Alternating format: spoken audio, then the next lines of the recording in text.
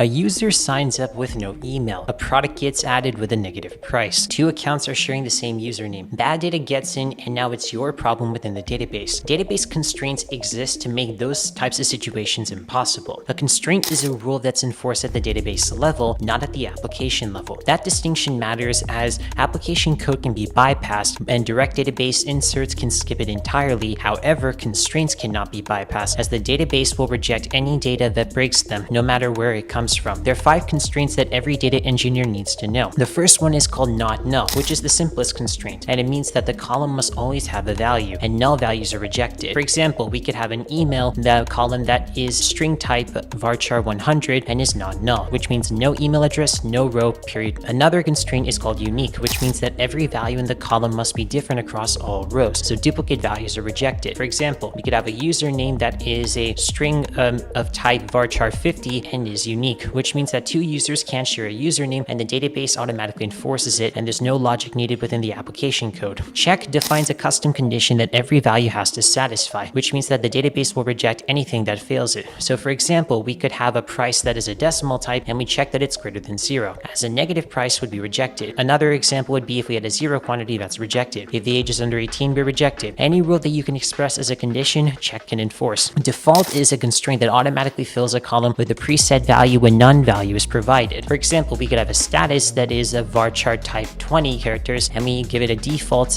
with a value of active. So we insert a new user without specifying a status and it's automatically set to active, and no code on the application then is required to do this. We also have foreign key constraints, and these enforce relationships between tables. For example, we could have a foreign key of customer ID referencing the ID field in the customer's table. So if we try inserting an order for a customer that doesn't exist, then it's going to be rejected. If we try deleting a customer that still has orders, this is rejected by default. Now you can also control what happens on the delete with 3 different options. The first one is called cascade, which means that if you delete the customer, you automatically delete their orders too. If you set null, that means if you delete the customer, then you set the order's customer ID to null. And if you restrict, that means that you block the delete entirely until the orders are removed first. Choosing the right option will ultimately depend upon the business rules within your database. There are also combinations of constraints that you can do. You can have one column that has multiple constraints at once. For example, let's say we create a table called users and we have multiple columns within it: ID, email, age, status, and plan ID. And we can mix in different types of constraints like a primary key, not null, unique, check, default, and referential integrity for foreign keys. Every rule is enforced automatically at the database level. So to wrap it all up, the key constraints to know are not null, unique, check, default, and foreign key. There are 5 constraints with one goal being to ensure that bad data never gets into your database.